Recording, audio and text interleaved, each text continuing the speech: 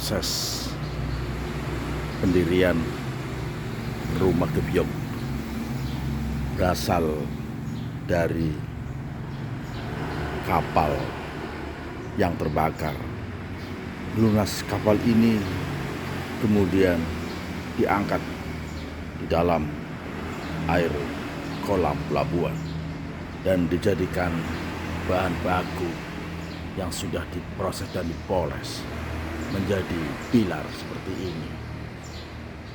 Sungguh peristiwa yang bersejarah dan sangat langka, karena menggunakan 4 pilar ini sebagai saka guru rumah gebyok yang dibangun oleh saudara ulung dari Batang. Ya, sahabat, rumah gebyok ini membutuhkan waktu yang sangat luar biasa. Dan pengangkatan pilar ini pun membutuhkan tenaga yang profesional, karena tidak semua orang bisa mengangkatnya menggunakan krain dan alat berat untuk mengangkatnya menjadi seperti ini, sangat tinggi, kurang lebih 4 meter, tetapi digotong oleh 10 orang karena beratnya.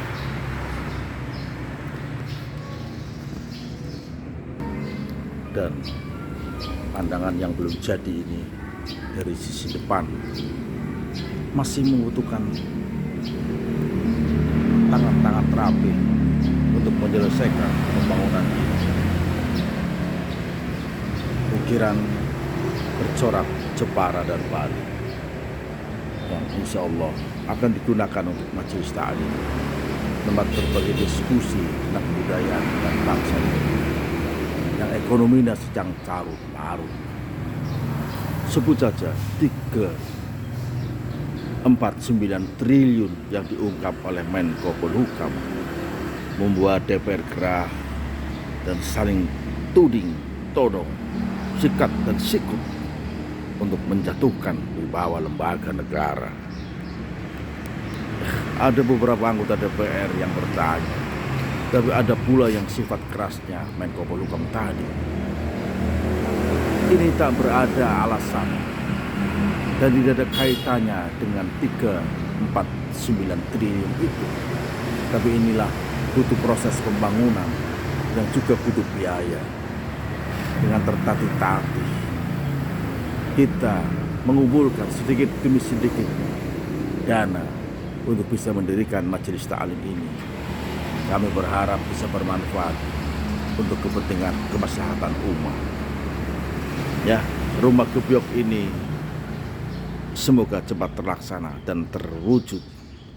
Dan ke depan ada lagi kegiatan pembangunan rumah tahfidz untuk generasi penerus yang Islami. Ya, carut marut negara ini disebabkan oleh penguasa yang bobrok. Penguasa bobrok diakibatkan oleh ulama yang bobrok pula. Demikian kata Imam Ghazali. Sahabat, kita sedang menjalani masa-masa sulit di mana pajak terus dan terus ditekan dan terus ditekan. Contohnya di dalam dunia perikanan kelautan. Ya, nelayan dan pelaku usaha perikanan dikenakan pajak PNBP, pendapatan negara bukan pajak, sebesar 10%. Belum lagi pungutan lain seperti potongan 2,78% untuk distribusi daerah. Begitulah kondisi negara ini. Sementara pejabatnya sedang asik mengoleksi mobil-mobil mewah. Bahkan ada mobil-mobil tersebut yang tidak dibayar pajaknya. Ya, ada perkataan orang bijak taat pajak, tapi faktanya pajak terkumpul lalu direok oleh para bandit-banditan maling-maling negara yang tidak memikirkan tentang kesulitan ekonomi kerakyatan. Intoleransi sebenarnya bukan pada agama saja. Intoleransi dan bagi mereka yang setuju dengan perbedaan dan persamaan disebut toleran. Lalu manakah? Apakah negara toleran terhadap ekonomi yang terpuruk ini? Pajak-pajak tidak ditoleransi, nelayan tetap harus dipungut dan dipaksa bayar pajak juga tidak toleransi. Mana hadirmu, wahai pejabat negara? Mana kepedulianmu terhadap keterpurukan ekonomi nelayan? Sekali lagi, meski tidak ada kaitannya dengan uang yang digerogoti oleh maling-maling, oleh koruptor negara yang berdasi, ya, rumah joglo ini tidak ada kaitannya dengan mereka.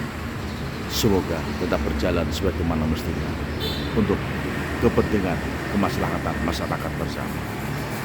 Rumah aspirasi untuk tempat kongko berdiskusi, berpuisi, dan berbudaya. Semoga cepat terrealisasi untuk generasi yang Islam. Salam sehat, Suki Selawase untuk kita semua.